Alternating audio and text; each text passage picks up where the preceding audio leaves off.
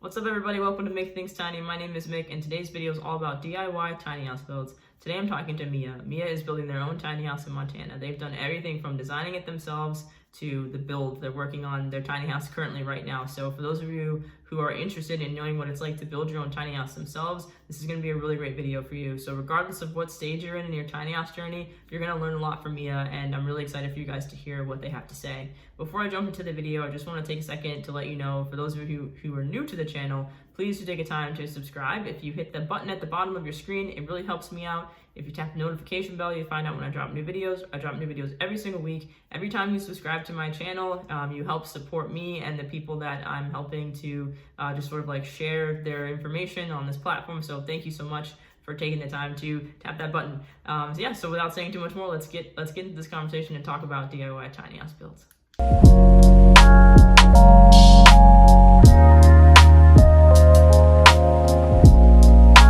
So I'm here today with Mia. Mia, thank you so much for being on the channel. I appreciate it. If you don't mind, if you just take a second to talk a little bit about your background, like what got you into tiny houses. Sure. Yeah. Thanks, Mick. So I would say I kind of had an early start to maybe non-traditional tiny houses in that when I was a kid, we lived in a couple different campers. And so always super small spaces. I think at one point we had two kids, my parents, and two massive dogs living in a burrow, which is a tiny, tiny little camper. Okay. And then all through my 20s, I lived in small spaces myself. I'm a river guide, so I spent summers living in the back of my pickup and then eventually in a four-wheel camper, which was a big upgrade.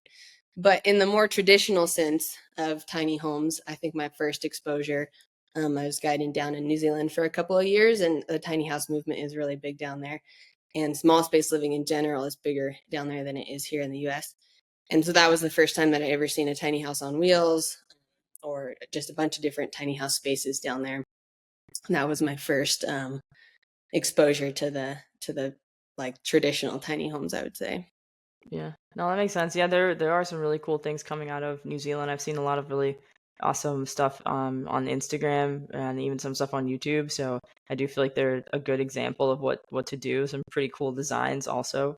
Yeah, Um, definitely. when did you? So I know you're building your own tiny house, which is incredible. I think that's really impressive. When did you first get started, and what made you decide like, okay, I'm just gonna build one myself? Yeah. So I moved back to the States full time in 2021. And I had a big goal of I really wanted to buy a home for myself here. I live in Montana, Mm. and just really wanted to kind of settle down a little bit and get a home. And if, I'm sure most people feel this way about where they live, but home prices in the West are just really, really crazy right now. Yeah. Um, Yeah. and so I moved home and was trying really hard to bring that stability into my life, and just hitting walls left and right. Anything that I could afford was basically falling down. Hmm. Um, Looked at land, and just couldn't meet a lot of the covenants for land to build, a big home, and was just trying and trying and trying, and felt like I just kept hitting walls. And then I kind of started thinking about the tiny house. I saw a builder from New Zealand, Shay's Tiny Homes, that does really cool Hmm. designs. They're some of the neatest designs that I've ever seen. And then a friend of mine who was living in a tiny house also told me about the 10-foot trailer. And those things were kind of kicking around in my mind. And I was living in an apartment that I really, really loved. I'm a seasonal worker, so uh, I've ski patrolled or guided in the winter. And at the time, I was ski patrolling and had this great studio. And I asked my landlords if I could come back there the next winter, and they were like, "Oh, maybe, but maybe only for like a couple months because our son might live there." And I had so much housing insecurity for so long, I just hit a wall. And I think the day after they told me that answer, I pulled out a pen and paper and I just started drawing on graph paper with a tiny house, and coming up with different ideas. And then when I had something that I thought felt livable, which at the time I didn't have social media, and there's so many cool designs on social media, but I pretty Hmm. much had like some things I'd seen on YouTube and the designs from Shay that I was going off of. So I drew something up that I was like, I think I could live in this. And I called my parents and my sister and I said, "Do you guys think that it's a crazy idea for me to build a tiny house?" and they all said, nope, we think it's a good idea. And I think like within a week, I bought the trailer. So very little planning. I just felt like I just hit that wall, and I was like, all right, I want to do this. I want to make a change. Um, and yeah, so that's that's how it got started. No, that makes sense. I think you touch on a lot of things too that like would resonate with a lot of people. Like housing is going up like everywhere across the US, but if you live on the West Coast, which I live on the West Coast as well, I'm here in California, it's really really expensive to buy a house. Like here, the average house costs you $1 million. Most people don't have $1 million. But even if you're looking at like getting something that's more considered like more affordable, that's still going to be like 400 or $500,000, which is still a lot of money for people to just like consider taking the risk of investing in that long term and sort of end up having like a 30-year mortgage, because most people can't pay off $500,000 in 15 years. Yeah. And renting is a really it is a form of there is a degree of insecurity when you're a renter. Like you don't know if you're going to be able to renew your lease because you might get priced out, or like your experience, like maybe you are fortunate enough to rent directly from a landlord, but they just change their mind Yeah. within the next 6 months to a year, and then you don't have a place to live. So I do think that your experience sort of speaks to the why tiny houses are becoming so popular, just giving people a chance to live life on their own terms. And I think your home is the biggest part of feeling that you have some control over your life and like your outcomes too.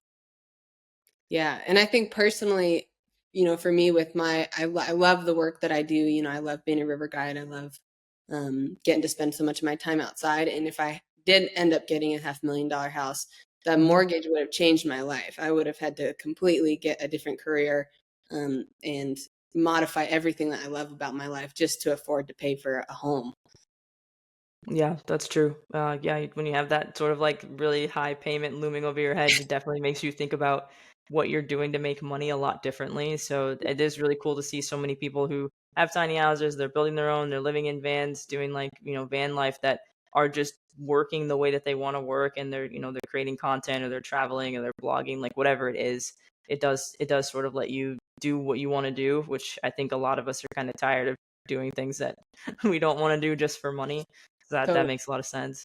When did you like break ground, I guess, if you will, in terms of like when you started building it? Because I know you said you started designing it a little while ago, but when did you start the build process? Yeah, so last May is when we picked up the trailer at the end of the month. It took a while to get the trailer made. I had because it was a 10-foot wide, I couldn't find a secondhand trailer. I spent probably about a month and a half shopping around for one of those, maybe not quite that long. But ultimately, because I wanted that 10-foot trailer, just went ahead and got one custom made. And that took a little while, so we picked it up from Utah at the end of May, and then started working on it right away. Mhm. Um, and it's definitely been an interesting challenge with my guide schedule. That year, I actually last year had a shoulder injury, which was really good for the tiny house, because then my dad had some time, and we got it all framed up in a time that I would usually be on the river. And working with him, he's a super talented DIY construction guy. He's not a contractor or anything, but very, very knowledgeable. And so having his help to get it framed, and get it dry, uh, last June was just awesome. It felt very easy at the beginning because I had him to tell me, "Oh, yep, you just got to do this," or he'd show me once and then I'd do it. Um, and then I went and ended up guiding for most of the summer. Came back in the fall and started working on it alone, and Mhm. that's when things really slowed down. Definitely a lot harder when without coaching all the time.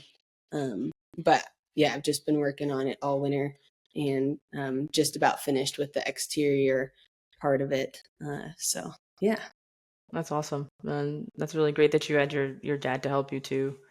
yeah, What's the design been like? What's the design like? Like what's your sort of like approach to design? Because I know you said you just started like writing on graph paper. Like, what sort of like inspired you the most in terms of what it's gonna look like? And are there any like features you're really excited about, or like sort of like special things or unique storage stuff you need for the type of work you do, like that sort of thing? yeah. So I think when I first started, thinking about it, for me, it needed to be different than a camper, right? I've lived in a Mhm. lot of campers, and campers, you always have you have compromises in tiny houses as well, but Um, I wanted to make something that felt like a home and would feel like a home for a long time. And so I consider it what I was trying to build with was like no compromise tiny living, Sure. Yeah, which of course. it means for me, I really wanted to be able to stand up in my bedroom. Hmm. And I wanted a house that kind of had a flow that made sense. You could get dressed in your bedroom instead of a lot of, small spaces have like the bedroom in the closet, or Hmm. the closet in the kitchen, or kind of weird compromises like that. So I wanted a house that felt functional, and would feel functional for a long time. And I wanted a bathtub and I wanted a washer and dryer. um, and when I first started designing it, I had hoped to have a bunch of interior storage for a lot of my gear, and ultimately kind of decided that I just have so much gear and toys and stuff that having like a little trailer or something else to store my gear in would be the right fit. And that allowed me to have a really open space. So I have a corner kitchen, a big, nice kitchen. I love to cook, so spend plenty of time in the kitchen. And then again, I wanted that kind of light and bright feeling that I saw in Shay's design. Hmm. And so I have an open living room, and then yeah, so definitely some good closet storage, lots of clothes and shoes storage because I have a lot of Yeah. clothes and shoes. Um, but yeah, I think simple kind of like a very Zen philosophy in that everything has its place. I think for me, I get overwhelmed when small spaces have a bunch of, like clothes out, and your kitchen's a disaster, and like I love books, but like book titles everywhere in a small space can be Hmm. pretty overwhelming.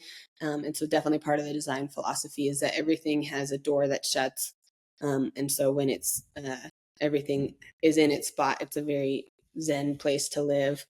Um, yeah, No, that makes sense. I think and I think the fact that you're building it yourself and you're designing it yourself, it gives you that freedom to sort of create your dream tiny house without compromising. Because if you're working with a builder or you're working with a designer, there might be some areas where you have to compromise because everything you sort of dream up has a price.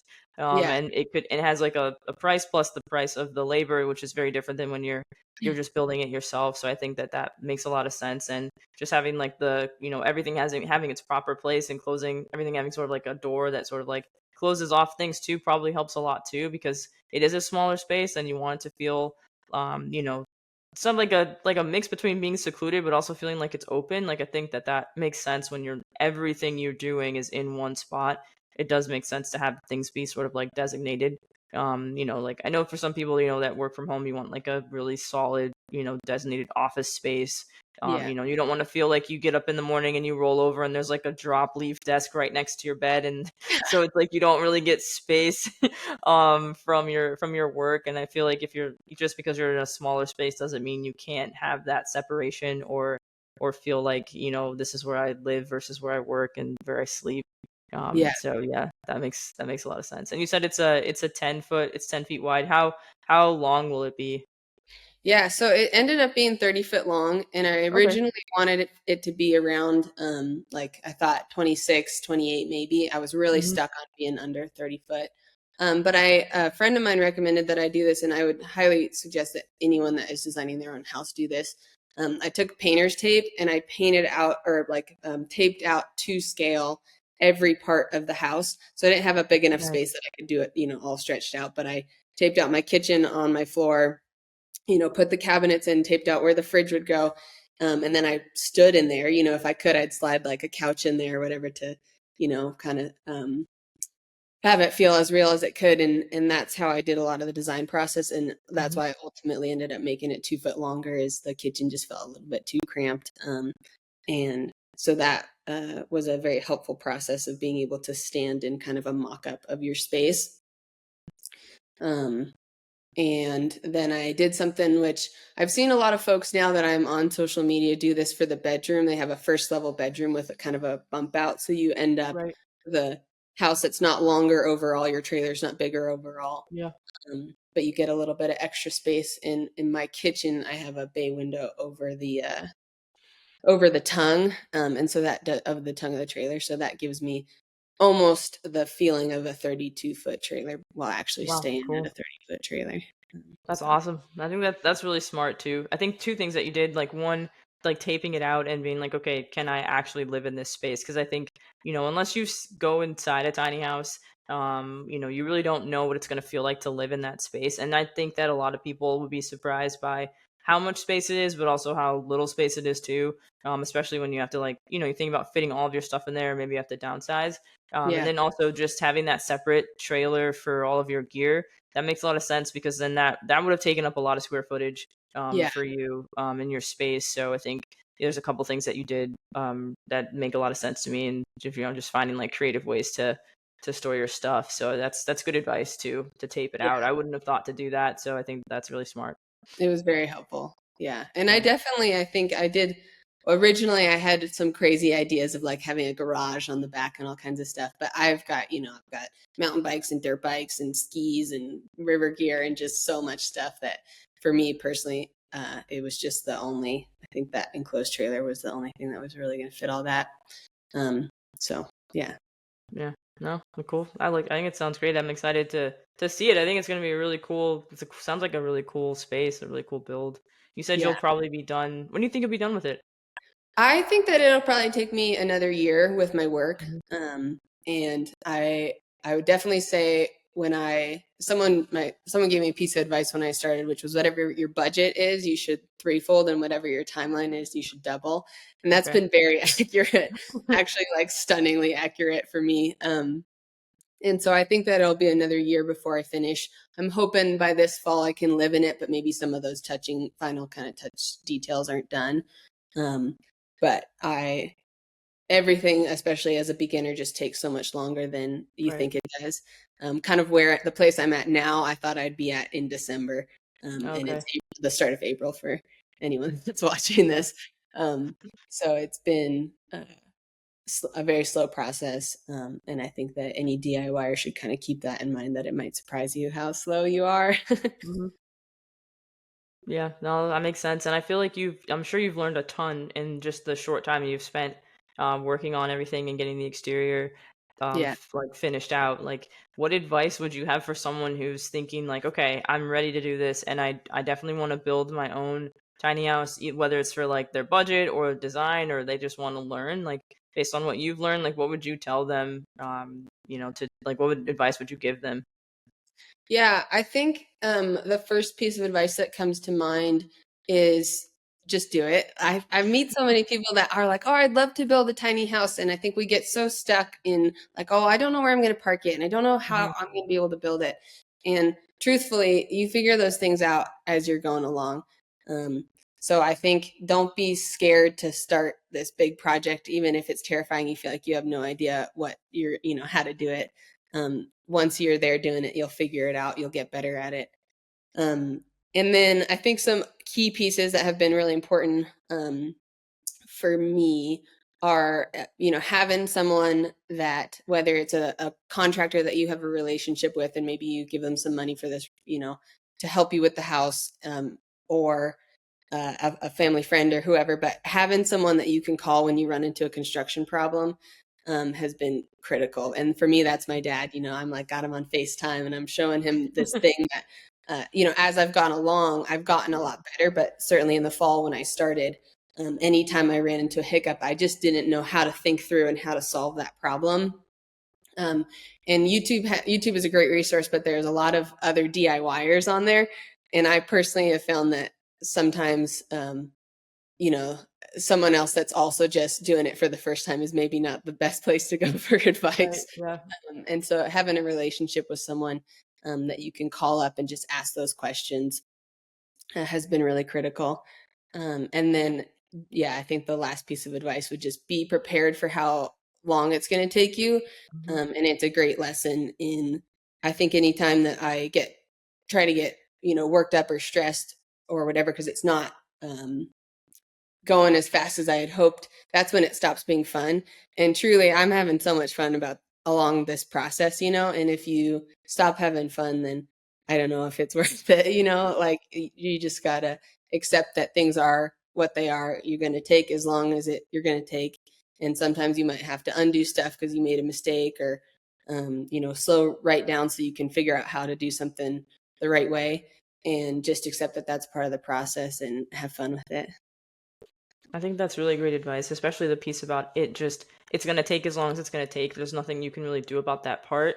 Yeah. And also just to enjoy it, because I do think that, sometimes if it like doesn't go the way you want it to right away, like some people might get frustrated or get discouraged, but there's a lot that people will learn in the process of building their own tiny house. And then, like you said, like the first time you do it, maybe it takes forever and it's really like kind of hard, but then maybe you do it again and it's not that bad. So, and maybe you learn something different every time you try. So I think that that's really great advice. And most people probably wouldn't think to have someone in their back corner, that has the experience, because I think we think we have to talk to like like an expert, but sometimes that can backfire too, because they might like overcharge you or something like that. So I think that's really good advice too, like if you know someone in construction, to just have them reach out, or maybe have them come help you and like pay them in pizza if you can't pay them in money.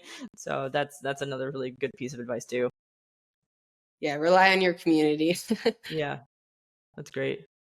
Well, thank you so much. I really appreciate you taking the time to chat with me. I know that everything that you've said today, someone's going to find really, really useful. And yeah, like links to, anything about what you're doing will be in the video description. And if anyone has any questions or anything like that, hopefully they'll reach out to you too. But more than anything, I just appreciate you taking the time to chat with me. And I'm excited to see sort of like how your house comes together and how everything unfolds for you. It sounds like you're in a really cool place in this journey, in this process. So thank you for being willing to share it with me, and then sharing it with everyone that's going to watch this video too. I appreciate Yeah, it. thank you, Mick. Thanks for doing this, for creating a space for everyone to share their knowledge about tiny houses. It's really awesome. So thank you. Yeah.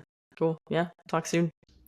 All right, so that was my conversation with Mia. I really appreciate Mia taking the time to talk with me, to share with you their story, a story that I'm sure resonates with a lot of you all who are sort of thinking like, do I really want to sign on for a 30-year mortgage? Do I really want to buy a $500,000 house? How do I downsize? How do I pursue my passions in a way that makes me feel happy and fulfilled, but doesn't break the bank? So building your own tiny house is a really excellent option. So a lot of you are probably thinking like, maybe I should build my own tiny house. So I'm hoping that this video is really helpful for you, because Mia did walk through some of the sort of like the pros, some of the challenges, and they're going to be building, finishing out their build shortly too, within the next year, which is really, really fantastic. So for those of you who are interested in learning more about Mia, please do check out their social media. The link to their Instagram is here in this video description. Drop them a comment. You can ask them questions. I'm sure they would love to hear from you. And for those of you who are new to this channel here, please do take the time to subscribe. When you subscribe, it helps me out a ton. It helps me to continue to do something that I really, really love, which is sharing all this information with you guys and meeting all these really incredible people. Tap the notification bell so you find out when I drop new videos. I drop new videos every single week. And as always, don't forget to think tiny. And I'll see you guys in the next one. Thanks, guys.